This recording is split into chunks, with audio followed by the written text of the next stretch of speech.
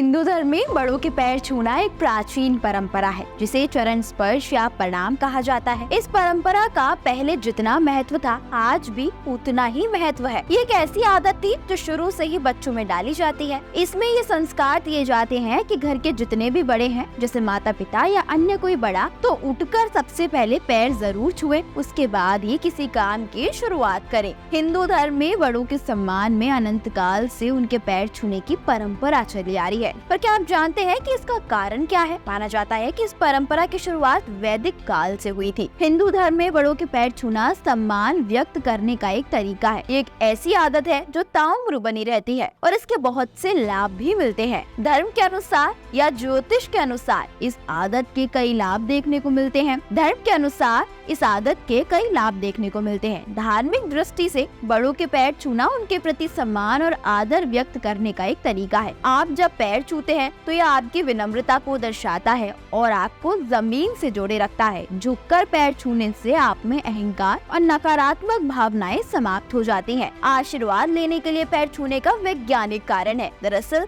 हमारे शरीर में ओपन एनर्जी के 3 सेंटर्स हैं, माथा, हाथ और पैर। पैरों में ओपन नाड़ी होती है जहां से ऊर्जा निकलती है। आशीर्वाद लेते समय हम अपने हाथ से सामने वाले के पैर छूते हैं, यानी हमारी एनर्जी के एक सेंटर का दूसरे की एनर्जी के सेंटर से संपर्क हो रहा है। इसके बदले में सामने वाला हमारे माथे पर अपना हाथ रखता है। इस तरह से एक एनर्जी सर्किट पूरा होता है और सही मायनों में पैर छूने वाले की जिंदगी में सकारात्मक ऊर्जा आती है। जो लोग अपने माता पिता या उम्र से बड़े लोगों को सम्मान नहीं करते, उनके पैर नहीं छूते हैं, उनमें सकारात्मक ऊर्जा की कमी होती है। इसका बड़ा खामियाजा भी उन्हें अपनी जिंदगी में भुगतना पड़ता है। पैर छूने से उस मूल्य यानी उस संस्कार का भी पता चलता है जो एक व्यक्ति ने अपने परिवार के लिए सीखा है। इसके पीछे कई वैज्ञानिक कारण भी है। विज्ञान के अनुसार हमारे शरीर में शक्ति का नकारात्मक और सकारात्मक प्रवाह होता है। शरीर का बायां आधा भाग नेगेटिव करंट प्रवाहित करता है और दाहिना भाग पॉजिटिव करंट का संचार करता है।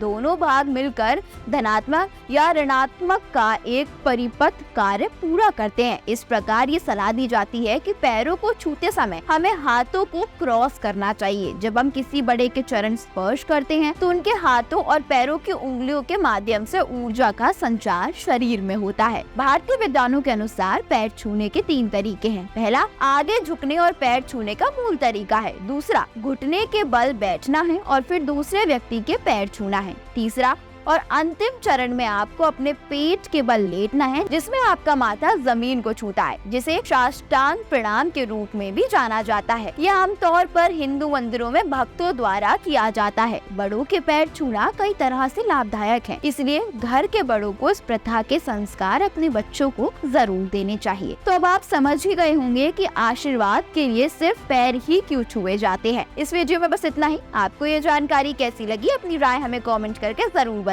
वीडियो पसंद आई हो तो लाइक और शेयर करें और चैनल को सब्सक्राइब करना बिल्कुल ना भूलें।